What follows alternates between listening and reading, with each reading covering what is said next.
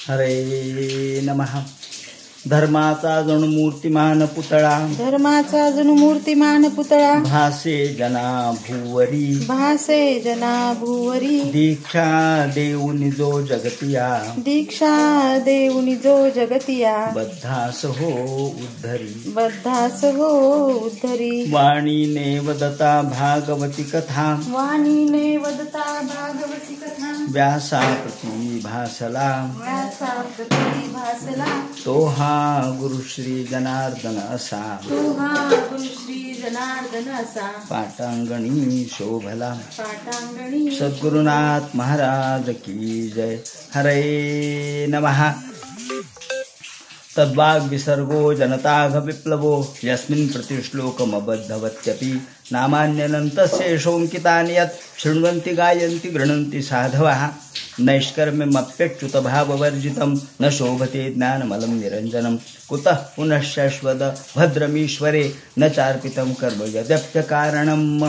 भगवान वेदव्यास वर्णन करून सांगू लागले आणि सूत शौनकादिकाला सांगतात. याप्रमाणे इकडे नारद आणि व्यास महर्षी यांचा संवाद चाललेला आहे. नारद म्हणतात, हे व्यास महर्षी, तुम्ही आतापर्यंत सगळं काही केलं, महाभारत ही रचना केली, जो 5वा वेद मानला जातो, पंचमो वेद उच्चते असं म्हटलेलं आहे महाभारतासाठी. असा हा महाभारत ग्रंथ तुम्ही केला, परंतु या सगळ्यामध्ये भगवंताची भक्ती वर्णन केली नाही आणि त्यामुळं बाकी सगळं व्यर्थ आहे. जर साधी गोष्ट आहे, आपण आपल्या शरीरामध्ये जोपर्यंत प्राण आहे तोपर्यंत सगळ्याला अर्थ आहे. एकदा प्राण निघून गेला की बाकी सगळं व्यर्थ आहे. नामदेव महाराजांनी म्हटलंय की प्रेता शृंगार कीजे तो अवघा वाया घडीजे. त्याला खूप शृंगारलं, माळा घातल्या, सगळं केलं, अत्तर लावलं, उपयोग काय त्याचा?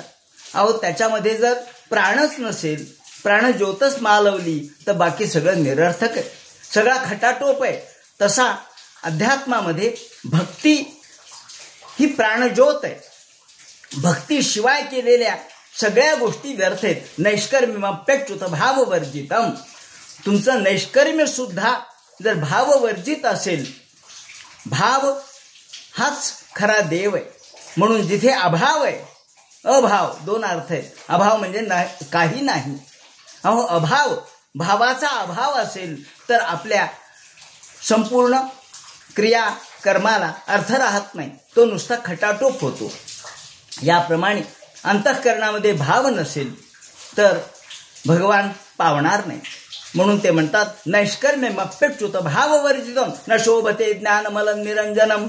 ज्ञान सुद्धा त्या ठिकाणी शोभत नाही. तुमचं ज्ञान खूप आहे, पण त्या ज्ञानामध्ये भक्तिभाव नाही.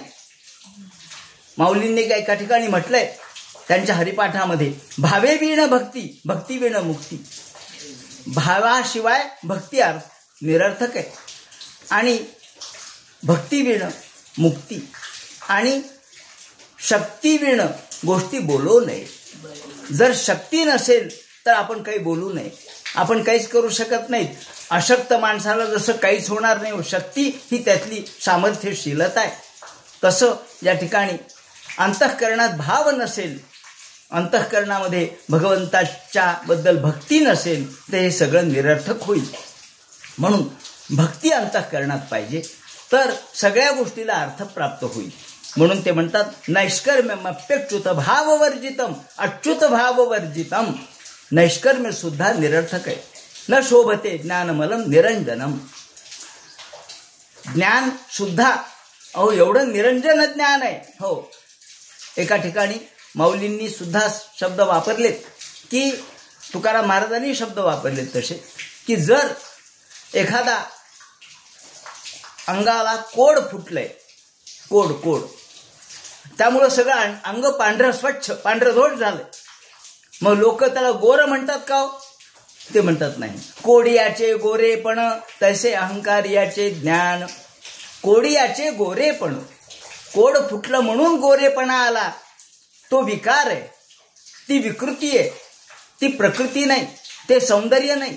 तसा जर आपल्याला ज्ञान नसेल आणि हे ज्ञान जर भक्तियुक्त नसेल तर तुमच्या ज्ञानाला कोड्याच्या गोरेपणाशिवाय दुसरा उपमा नाही, दुसरी उपमा नाही.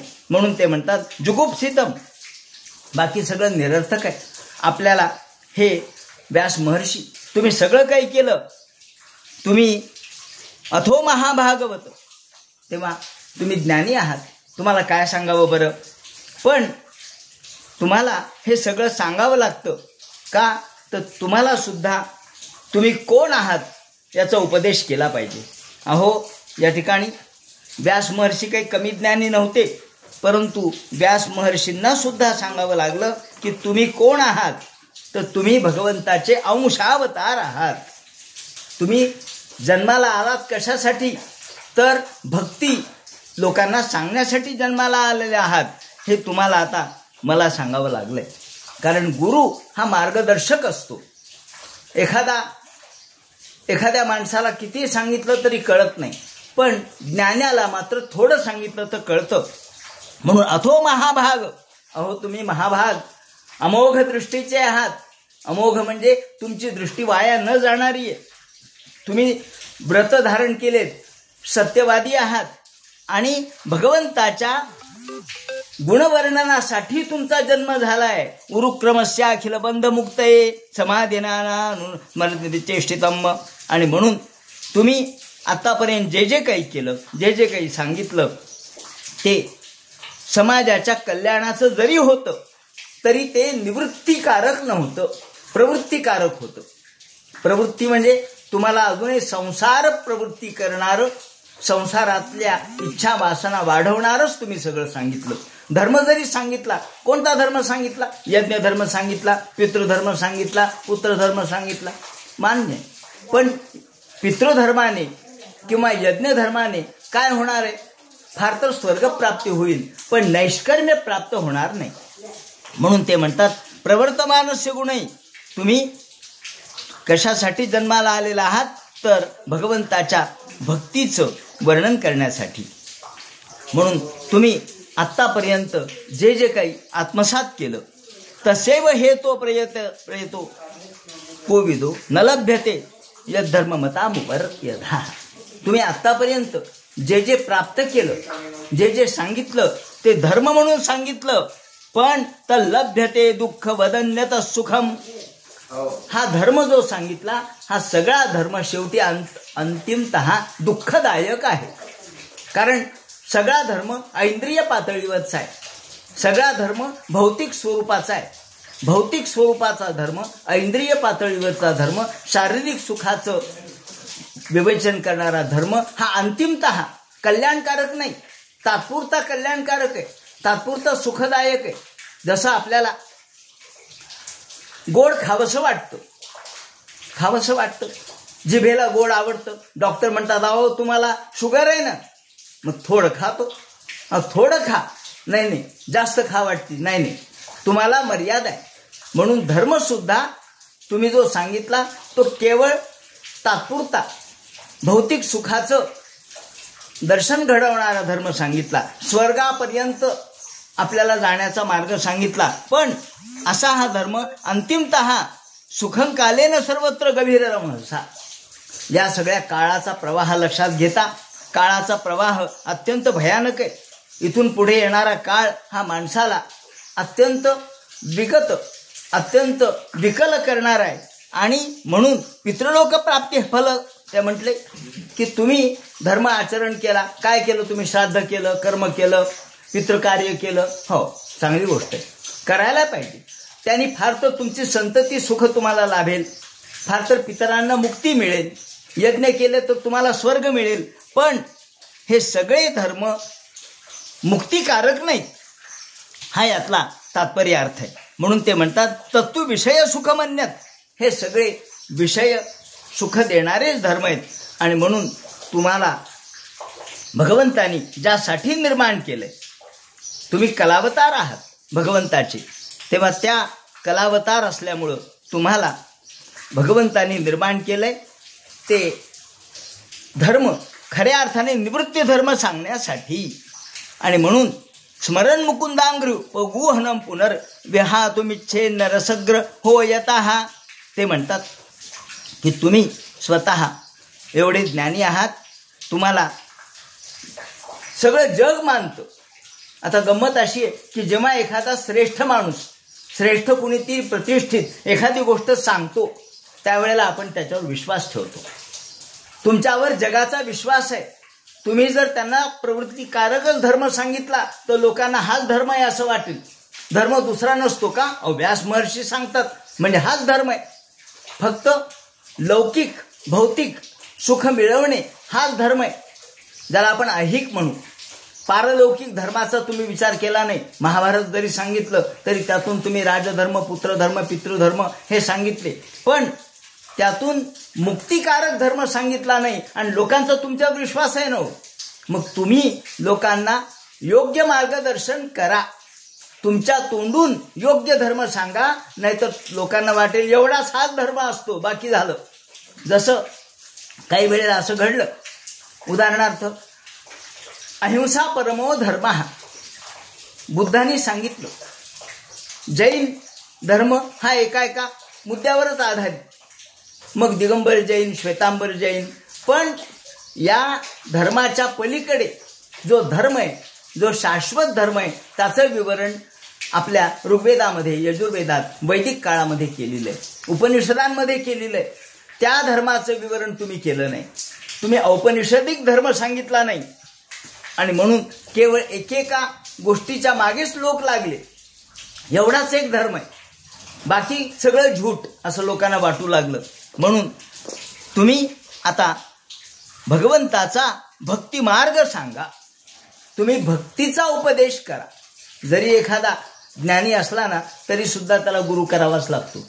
कृष्ण आणि राम यांनी सुद्धा गुरु केले की नाही? हो, केले ना. रामाला काही गरज होती, पण रामाला सुद्धा वसिष्ठ ऋषींनी योग वासिष्ठ सांगितलंच. कृष्णाला सुद्धा सांदीपनी गुरूंनी उपदेश केलाच. कारण उपदेश हा आवश्यक आहे. त्याच्याशिवाय आपल्या अंतरंगामध्ये प्रकाश पडत नाही. ज्ञानेश्वर माऊलींना सुद्धा निवृत्तीनाथांच्या सारखे गुरु मिळालेच होते. म्हणून गुरु पाहिजे. किती जरी मोठा माणूस असला तरी त्याला गुरु लागतो. मुकुंदराज जे अंबाजोगाईचे, त्यांच्याबद्दलची अशी घटना सांगतात की हे मुकुंदराज सुरुवातीला म्हणजे पूर्व काळामध्ये, साधारणतः तारुण्यावस्थेमध्ये ते फार मोठे, ज्याला आपण दैवज्ञ म्हणतो. दैवज्ञ म्हणजे भविष्य जाणणारे. दैवज्ञ, भविष्य जाणणारे म्हणून प्रसिद्ध होते. काशीला राहत होते मुकुंदराज स्वामी. एके दिवशी पाहिल्याबरोबर भविष्य सांगणार ते. त्यांच्या घरी एक जण भिक्षेला आला. ओम भवती भिक्षांदेही म्हणून त्याने भिक्षा मागितली. हरिनाथाचा शिष्य रघुनाथ होते. म्हणजे मूळ आदिनाथ, त्यांचे शिष्य हरिनाथ, त्यांचे शिष्य रघुनाथ. हे शिष्य, हरिनाथाचे शिष्य त्यांच्याकडे आले, रघुनाथ. आणि रघुनाथाचे शिष्य जे होते त्यांच्याकडे आल्याबरोबर त्यांनी त्या रघुनाथाच्या शिष्याला पाहिल्याबरोबर म्हटले, अरे उद्या तुझा मृत्यू आहे. आता उद्या मृत्यू म्हणल्यावर माणसाची पाचावर धारण बसती. असं म्हणून तो घरी गेला. आला तो गुरुला नमस्कार केला, रघुनाथाला नमस्कार केला. गुरु महाराज म्हणले आता उद्या मी राहत नाही. म्हणले कसं काय? म्हणले काशीमधले फार विद्वान दैवज्ञ, त्यांनी पाहिल्याबरोबर सांगितलं उद्या तुझा मृत्यू आहे. काही नाही म्हणले, तुझा मृत्यू उद्या होत नाही, मी सांगतो. रघुनाथाची तेवढीच ताकद होती, तुझा मृत्यू होत नाही. ते म्हणले नाही, जा म्हणले आज त्यांच्याकडे पुन्हा भिक्षेला जा म्हणले. आले. ओम भवती भिक्षांदेही. पाहिल्याबरोबर ते म्हणले, अरे काल तुम्ही आले होते ना? हो म्हणले, तुम्ही म्हणलात ना उद्या मृत्यू आहे. झाला का म्हणले मृत्यू माझा? ते म्हणले, माझ्या शब्दाला खोटेपणा आणणारा कोण आहे? ते म्हणले, आमचे गुरु आहेत. आमच्या गुरुंनी सांगितलं तू चिरंजीव आहेस, काळजी करू नको, उद्या तुझा मृत्यू नाही, मी तुझा मृत्यू हरण केलाय. मृत्यू हरण करण्याची क्षमता होती, मृत्यू हरण केला. ते म्हणले, तुमचे गुरु कोण? त्यांनी सांगितलं रघुनाथ. बस म्हणले, मला त्यांचं दर्शन घ्यायचे. मुकुंदराज आले रघुनाथाकडं, नमस्कार केला साष्टांग. महाराज मला ज्ञानाचा अभिमान झाला होता. मला वाटलं की मी सर्वज्ञानी आहे, ब्रह्मदेवाची शक्ती माझ्याजवळ आहे असं वाटलं. हो, धातयाही पाया पडता नुठे गतायू पांडुसुता. ज्ञानेश्वर महाराज या कृष्णाच्या तोंडी बोलतात की धातयाही पाया पडता नुठे गतायू पांडुसुता. ज्याचं आयुष्य संपलंय त्याला ब्रह्मदेव देखील उठवू शकत नाही. आणि मग तुमचं आयुष्य संपलेलं असताना ब्रह्मदेवापेक्षा ताकद असलेला कोण आहे? म्हणजे महाराज नमस्कार केला, मला उपदेश करा. आणि मग रघुनाथाने मुकुंदराजाला उपदेश केला. मुकुंदराजाला सांगितलं, तुम्ही आता इथं थांबू नका, तुमची सगळी विद्या तुम्ही विसरून जा आणि आता भगवंताच्या चरणी लागा. आतापर्यंत नुसते भविष्यवेत्ते होते, भगवंताचा विचारच केला नाही, भक्तीचा विचारच केला नाही. तुम्ही अंबाजोगाईला जा म्हणून सांगितलं. अंबाजोगाईला आल्याबरोबर बैतूलवरून ते आधी बैतूलला गेले मध्य प्रदेशमध्ये आणि तिथून अंबाजोगाईला आले. अंबाजोगाईला आल्याबरोबर तिथे एक राजा, जैन राजा होता. हा राजा त्यांनी सगळ्या साधूंना चक्की पिसायला लावलं होतं. त्याने सांगितलं, मला देव दाखवा नाहीतर जातं, ही चक्की पिसा, तुमच्या शक्तीचं काय काम आहे म्हणले, आम्हाला पीठ पाहिजे समाजाला. आणि सगळे साधू चक्की पिसायला लागले. तिकडून मुकुंदराज आले. मुकुंदराज आल्याबरोबर त्यांनी पाहिलं, त्यांनी त्या लोकांनी सांगितलं, महाराज दुसरे एक साधू आलेत. म्हणले त्यांना सांगा चक्की पीस. ते म्हणले नाही नाही, मला तुमच्या राजाची भेट घ्यायची. कोण आहे तुमचा राजा?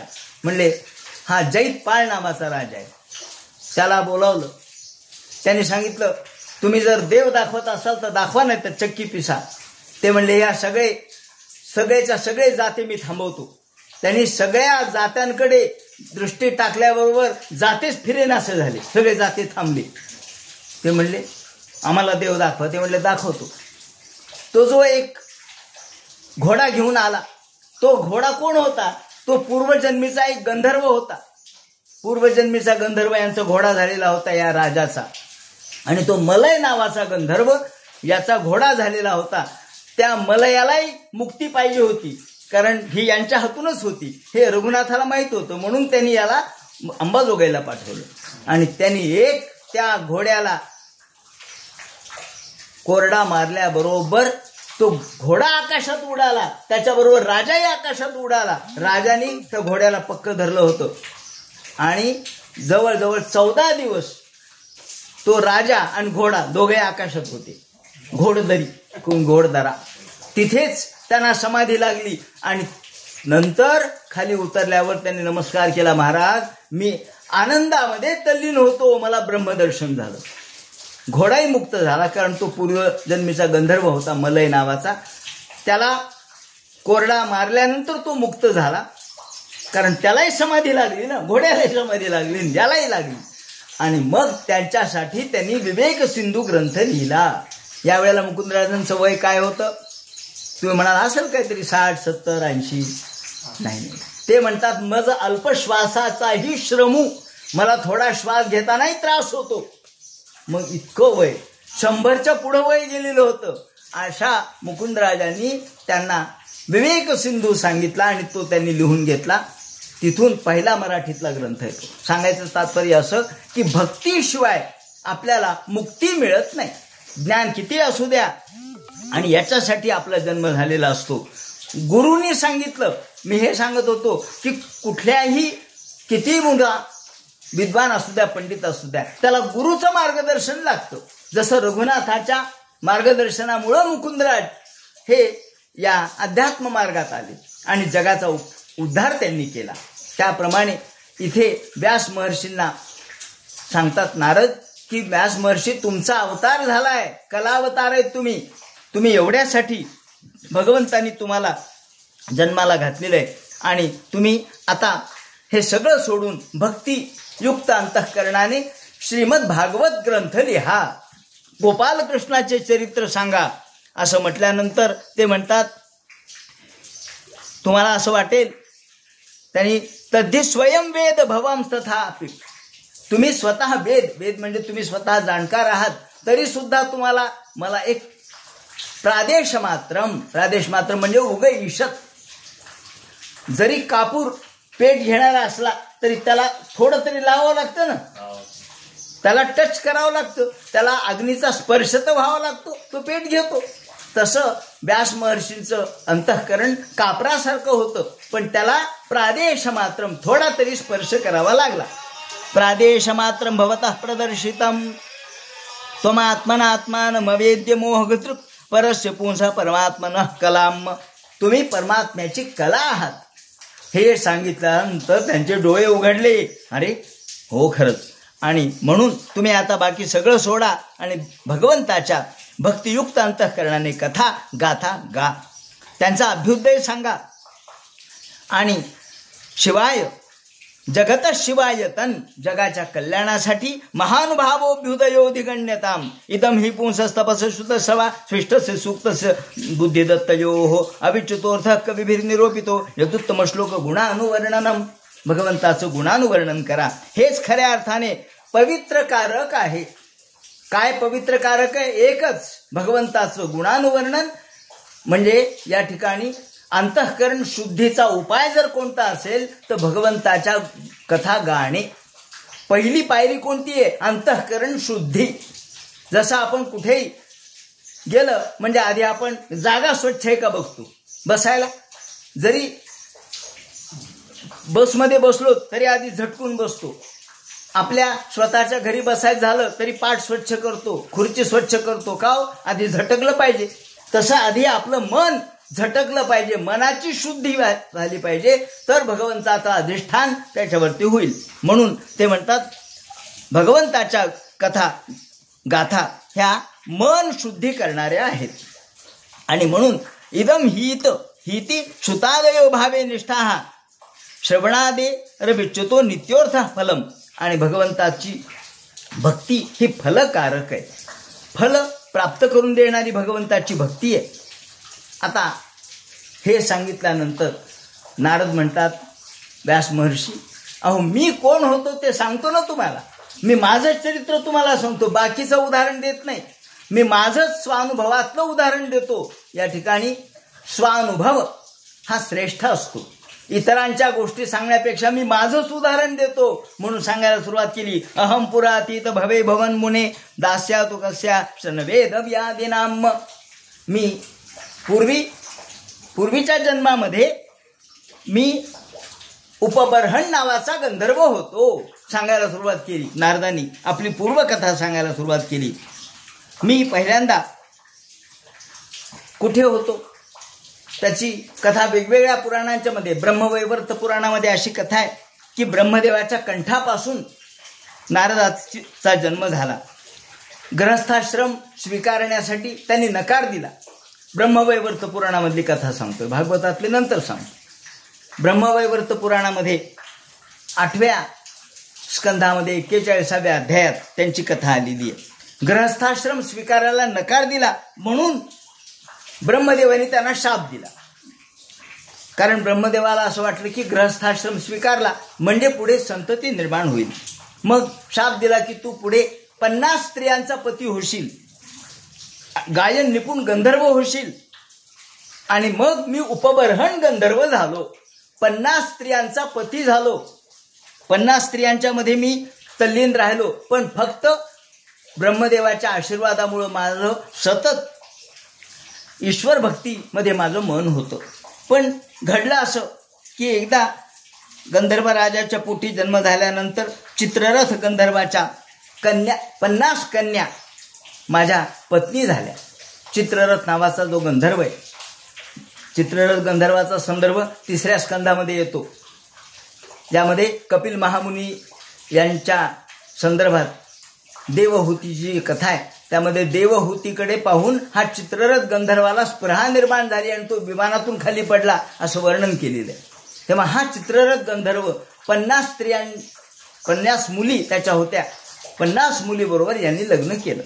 आणि नंतर एवढं 50 मुलीबरोबर लग्न केलं, तो इतका त्यामध्ये तल्लीन झाला, सगळ्या भोग भोगू लागला. पण एके दिवशी ब्रह्मसभेत असताना गंधर्व रूप होता.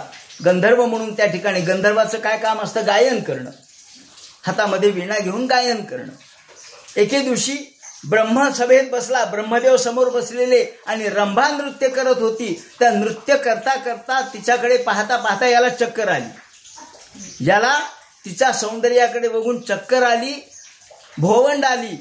पाहिल्याबरोबर ब्रह्मदेवाने सांगितलं, अरे तू या ठिकाणी बसण्याच्या लायकीचा नाही, चल उठ, तुला मी शाप देतो. तू ज्या अर्थी विकारग्रस्त होतोस, अभिलाषेमुळे तुला मूर्छा येते, त्या अर्थी तू शूद्र योनीत जा. खरं म्हणजे देवाचे जे शाप असतात ते आशीर्वादासाठीच असतात, कारण यातून त्याची पुढे प्रगती होणार असते. जसं कधी कधी आपण म्हणतो जे वाईट घडतं ते चांगल्यासाठीच घडतं, तसं शूद्र योनीत जा असा शाप मिळाल्याबरोबर तिथं तुला मात्र संतांचा सहवास मिळेल आणि नंतर तू मुक्त होशील म्हणून सांगितलं. मग याप्रमाणे व्यास महर्षींना सांगतात, मी तिथून उपबर्हण गंधर्वातून, गंधर्वाच्या या योनीमधून मी एका दासीच्या पोटी जन्माला आलो. एका दासीच्या पोटी निरूपितो बालक एव योगिनाम. आणि एके दिवशी माझी आई, लहानपणीच माझे वडील वारले, मी आईबरोबर राहत होतो. आई आणि मी एकटाच होतो. आई विधवा होती. 4 घरचे भांडे करायची, धुणं करायची, लोकांचे काहीतरी कुठेतरी काहीतरी 4 पैसे मिळवायची. करत करत करत एके दिवशी 4 महिन्याचा चातुर्मास्य एका मंदिरामध्ये होता. मग आईला वाटलं चला मंदिराची तरी सेवा करू, पोटही भरेल आणि काहीतरी सत्कर्मही लागेल, काहीतरी सत्संगती लागेल, चांगल्या लोकांची संगत काहीतरी ऐकायला मिळेल. म्हणून आई या मंदिरामध्ये आली. तिच्याबरोबर मी आलो. लहान होतो, 4-5 वर्षाचा. निरूपितो बालक एव योगिनाम शुश्रूषणे प्रा वृष निर्विभिक्षताम. पण मी जरी लहान होतो तरी खेळण्यात माझं मन नव्हतं. चेंडूच खेळ, विटीदांडूच खेळ, पतंगच खेळ नाही. मी शांत आईबरोबर काम करायचं. देवाच्या धर्माच्या नादी लागलेलो होतो. मी एवढा जरी होतो तरी अधृत क्रीडनकेनुवर्तिनी. मी खेळण्यामध्ये माझं लक्ष नव्हतं, माझं लक्ष देवात होतं. आणि करता करता माझी आई अत्यंत अल्पभाषिणी होती, पण खूप काम करायची. ते 4 महिन्याचं चातुर्मास्य तिथे भागवताची अर्थात भगवंताची भक्ती चाललेली होती. आणि या भक्तीच्या या कथेमध्ये आई तल्लीन व्हायची. मग हे जेवण झालं ब्राह्मणांचं की तिचे उष्टे काढायचे, त्यांचं धुणं धुवायची. उच्चिष्ठ लेपान नमोदितोद्विजयी ही अनुलेपन, त्या ठिकाणी सारवण करायची, झाडझूड करायची, सारवण करायची, सगळ्या लोकांची टापटीप ठेवायची, त्यांची उच्चिष्ट काढायची. आणि ते त्यांचं जेवण झाल्यानंतर मी जेवायचो आणि आई जेवायची. ब्राह्मणांचं झाल्याशिवाय आम्ही जेवत नव्हतो. आणि त्याप्रमाणे करता करता करता एवं प्रवृत्तसे विशुद्धचे तसं याप्रमाणे माझं मन हळूहळू शुद्ध व्हायला लागलं. त्यांचं ऐकून ऐकून माझ्या मनात सुद्धा परिवर्तन होऊ लागलं. आणि करता करता करता एके दिवशी 4 महिने संपले. 4 महिने संपल्यानंतर हे सगळे ऋषी, सगळे मुनी जे ब्राह्मण आहेत ते परत जाता जाता त्यांनी मला जवळ घेतलं, माझ्या डोक्यावर हात फिरवला आणि मला उपदेश केला. तो उपदेश ऐकून मला बरं वाटलं. मला काही कळलं मात्र नाही, मी लहान होतो, पण मला आनंद तेवढा वाटला. आणि तत्रान्वहम कृष्णकथा प्रगायता, त्यांची कृष्णकथा ऐकून माझं मन आधी स्वच्छ झालेलं होतं, कान स्वच्छ झालेले होते, आनंद वाटत होता. आणि एके दिवशी हे सगळे चातुर्मास्यात नंतर निघून गेले.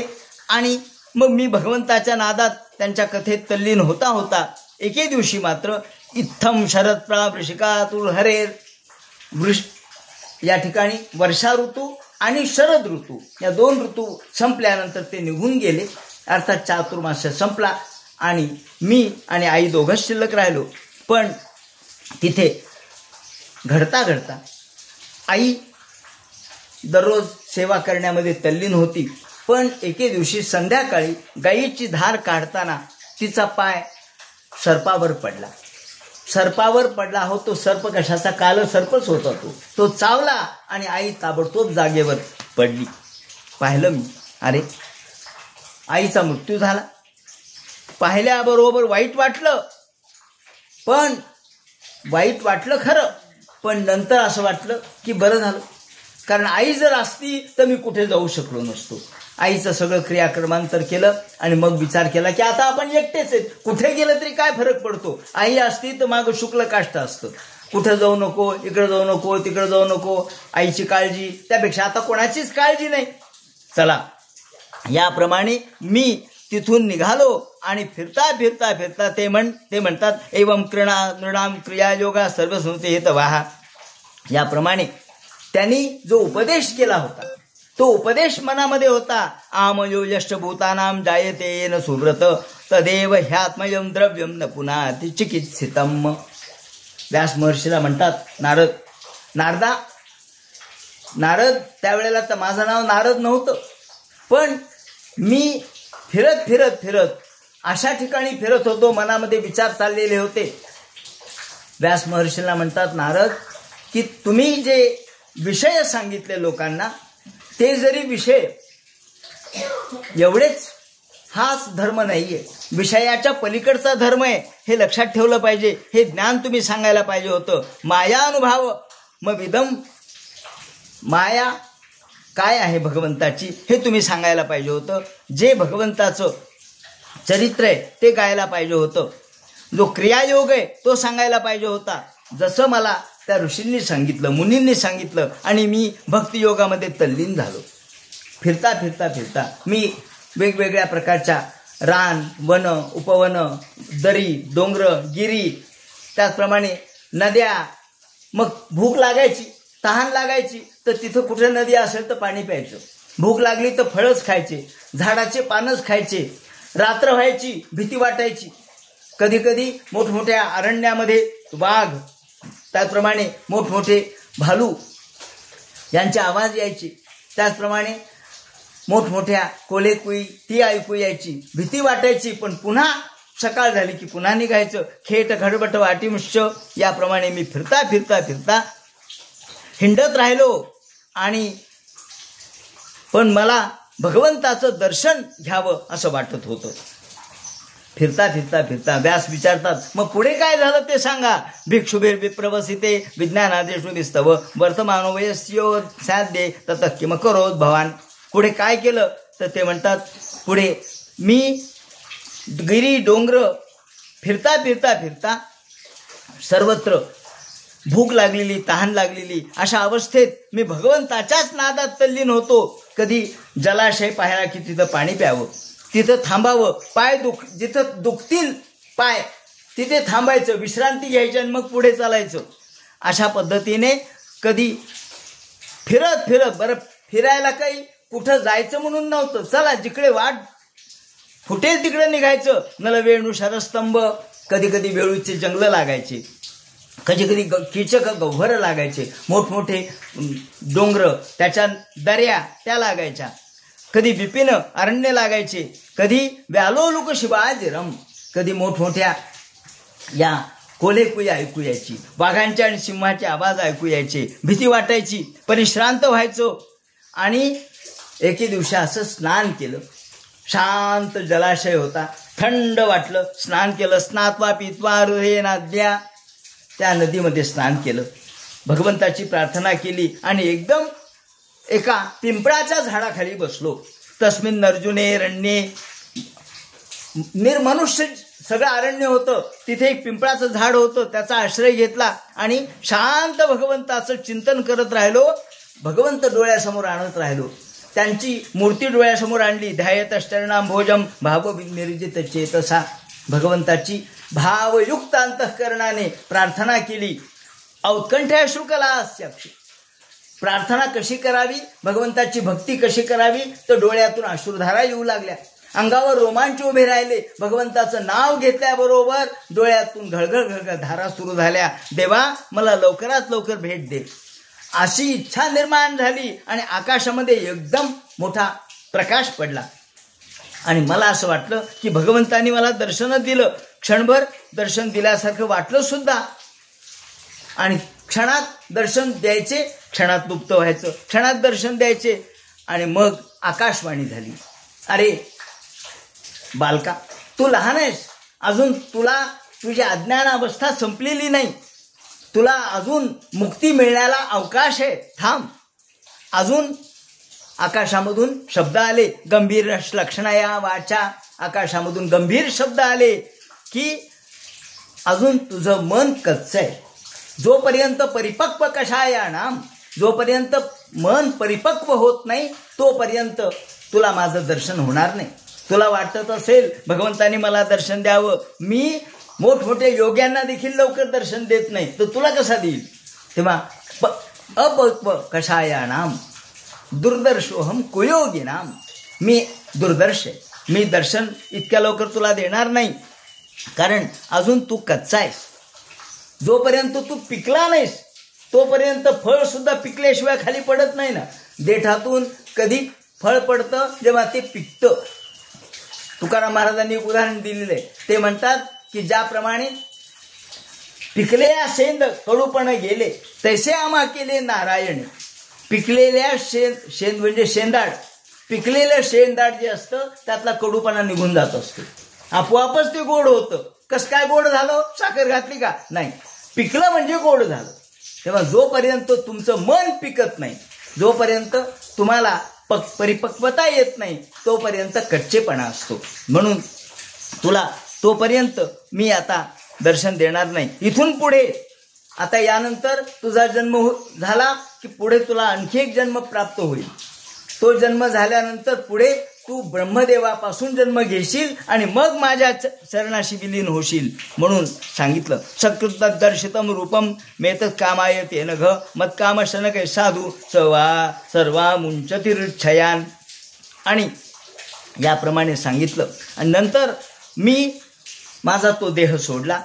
नंतर मी भगवंताचा पार्षद गण म्हणून मला जन्म मिळाला. पार्षद गणातूनही मी मुक्त झालो. आणि मग जेव्हा प्रलय झाला त्यावेळेला ब्रह्मदेवाची रात्र सुरू झाली, त्यावेळेला मी ब्रह्मदेवाच्या शरीरामध्ये गेलो. आणि जेव्हा ब्रह्मदेवाने पुन्हा सृष्टी निर्माण केली तेव्हा उत्संगात नारदात जज्ञे त्यांच्या मांडीपासून मी जन्माला आलो. अहंच तस्मै महता महीयसे शीर्षणावमा नाम वदधे नुकंपिता नामान्यनंतर सहतत्र पठन गुह्यानि भद्राणी कथानि च स्मरण. आणि याप्रमाणे मी पुन्हा ब्रह्मदेवापासून जन्माला आलो. आणि आता मात्र मी माझी वीणा घेऊन सगळ्या जगामध्ये फिरत असतो. मला कुठेही अटकाव नाही, मी कुठेही थांबत नाही. भगवंताच्या नावाचंच स्मरण करत करत, चिंतन करत करत मी या ठिकाणी सर्वत्र हिंडतो फिरतो. मी कसा आहे, देवर्षी शब्द आहे. ऋषींचे अनेक प्रकार आहेत. देवर्षी, राजर्षी, महर्षी, श्रुतर्षी, परमर्षी, कांडर्षी एवढे प्रकार आहेत.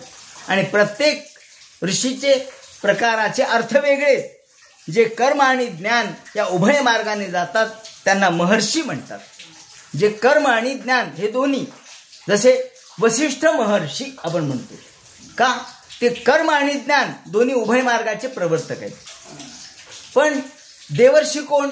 जे फक्त ज्ञान मार्ग सांगतात ते देवर्षी. म्हणून नारद हे देवर्षी आहेत, देव असून ऋषीसारखे आहेत. याप्रमाणे प्रधान ज्ञान आहे, तपश्चर्या त्यांनी केलेली आहे. नारद कसे होते याचं वर्णन ग्रंथामधून केलेलं आहे की नारदाची अंगकांती अत्यंत जाज्वल्य होती. जसा एखादा प्रकाशमय अशा प्रकारचा लोळ असावा विजेचा, तसे नारद दिसायचे. चमचम चमचम त्यांचं शरीर करत होते वन्हीप्रमाणे. वन्ही म्हणजे अग्नी. त्यानंतर त्यांची दृष्टी बालरवीप्रमाणे होती. नुकताच उगवलेला सूर्य असावा तशी त्यांची दृष्टी होती. मस्तकावरती डाव्या बाजूला वळलेला जटाभार होता, डावीकडे वळलेला. आणि चंद्रकिरणाप्रमाणे कांतिवान शुभ्र वस्त्र धारण केलेलं असायचं. अंगाला चिकटून वीणा असायची, अंगाला अगदी जवळ घेतलेली वीणा. आणि प्रिय सखीप्रमाणे. त्यानंतर कमरेला कृष्णाजी नसायचं. सुवर्णाचं यज्ञोपवीत होतं. आणि चारही वेदांचा पाठ सतत त्यांच्या मुखाने चालू असायचा.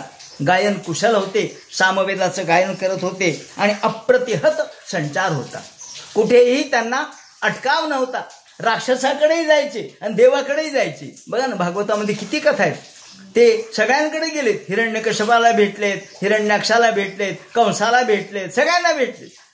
सगळ्यांबरोबर व्यवहार होता. कृष्णाला भेटलेत, वसुदेवाला उपदेश केलाय. कुठेही अटकाव नाही. जिकडं त्यांची गती संचार आहे तिकडे ते जायचे आणि चिरंजीव असून ते आद्य ऋत्विजापैकी एक आहेत. छांदोग्य उपनिषदात असं म्हटलंय की नारदांना सनत कुमारांनी उपदेश केला आणि सांसारिक शोकसागरातून मुक्त केलं. नारदांनी दत्तात्रेयाला उपदेश केलाय, हे वायुपुराणात त्याचं वर्णन आहे. दत्तात्रेयाला सुद्धा नारदांनी उपदेश केलाय, यावर हरिवरदाकारांनी म्हणजे कृष्णदयाळवांनी विवेचन केलेलं आहे. भविष्य पुराणामध्ये असं वर्णन आहे की भगवान गोपाल कृष्णांनी नारदाला विचारलं, राधाष्टमी व्रत काय? गोपाल कृष्णांनी राधाष्टमी व्रत काय?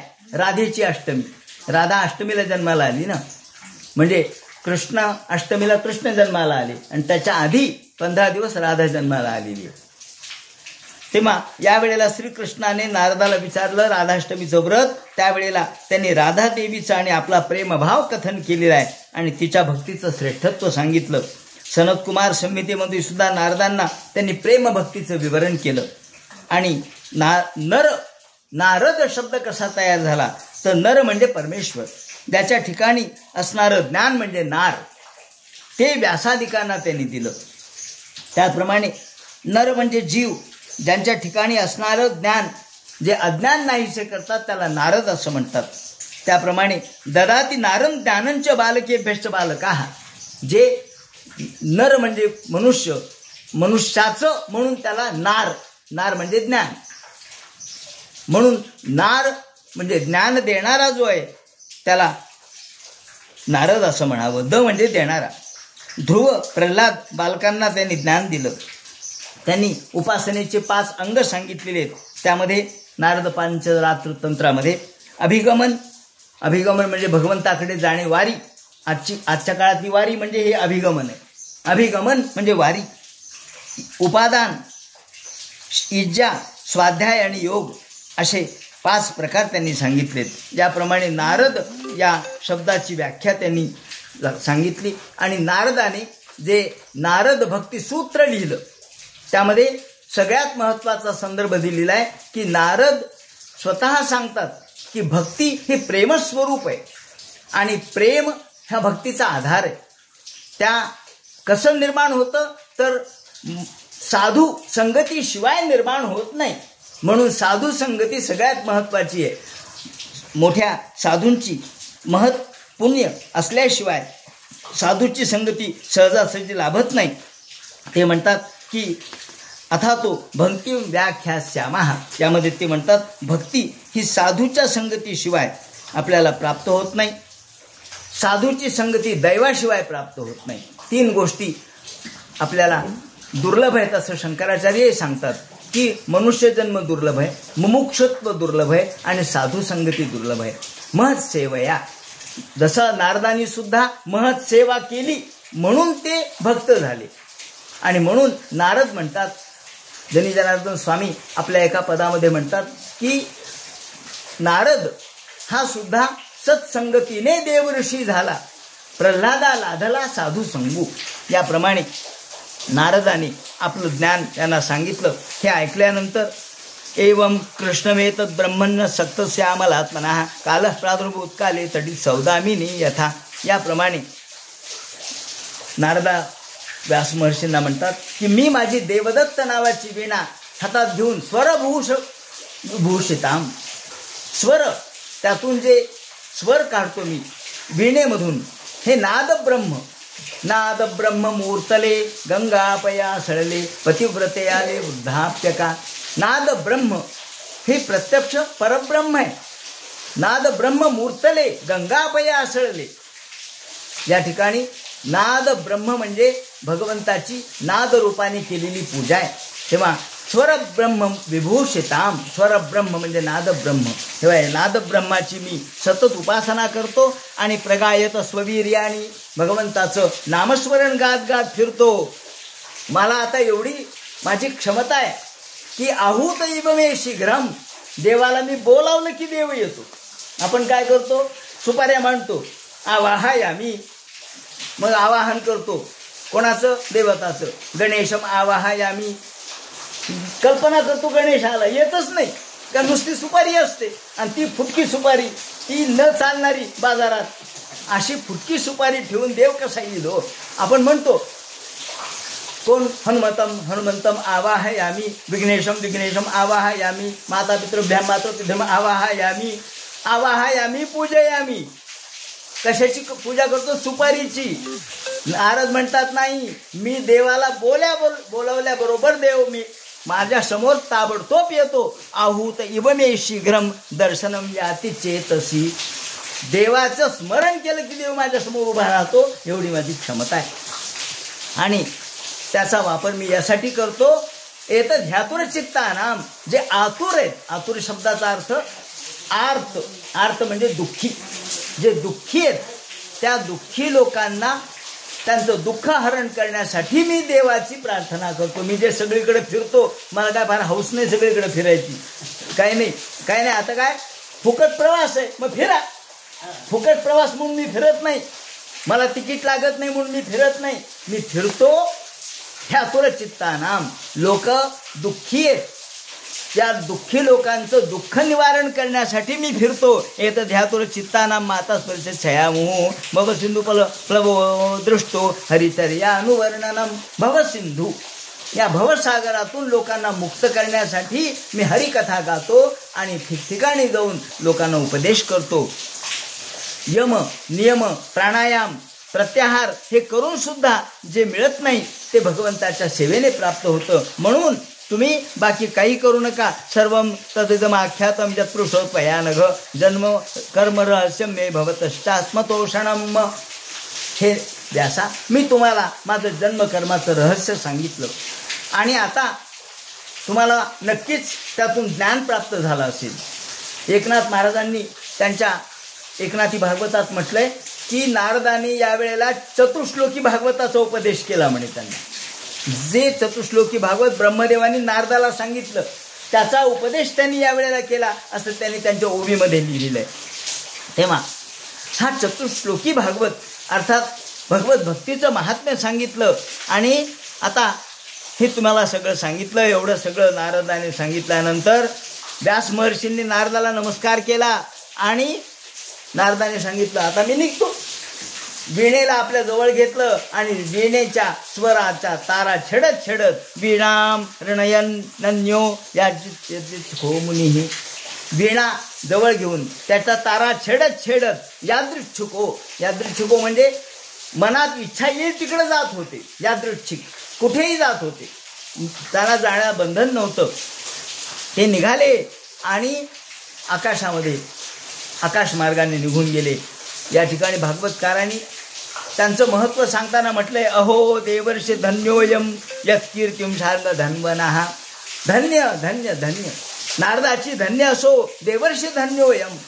खरोखर देवर्षी नारद धन्य असो. अहो ज्याची कीर्ती भगवान सुद्धा स्वतः कृष्ण सुद्धा ज्यांचं कौतुक करतात, कीर्ती गातात, पूजा करतात. आणि हे सुद्धा गायन माद्यनिदम, जे गायन वादन करून काय करतात, जगाला आनंद देतात, जगाला सुखी करतात. गायन माद्यन निदम संत्र्या रमयत्या तुरन जगत.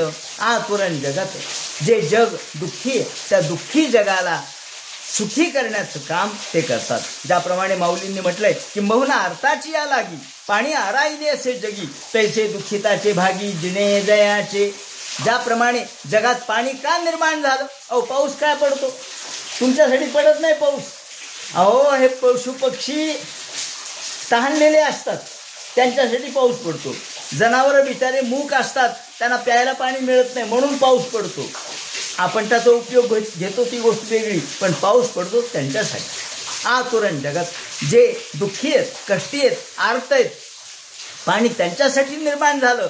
तसं हे संत सुद्धा समाजासाठी निर्माण झाले. म्हणून ते म्हणतात किंबहुना अर्थाची या लागी पाणी आराईले असे जगी तैसे दुःखिताचे भागी जने जयाचे. असे या ठिकाणी नारदाचं वर्णन केलं. आता हा 6ठ अध्याय संपला. आता उद्या नारद निघून गेल्यानंतर मग बादरायण व्यास यांनी ही भागवती संहिता कशी केली या संबंधीचं विवरण जे करतील तो सगळा भाग उद्या सांगण्यात येईल. हरे नमः पुंडलिक वरदे विठ्ठल सीताकांत स्मरण जय जय राम पार्वती पते हर महादेव श्रीमज्जनार्दन गुरुमूर्तये नमः.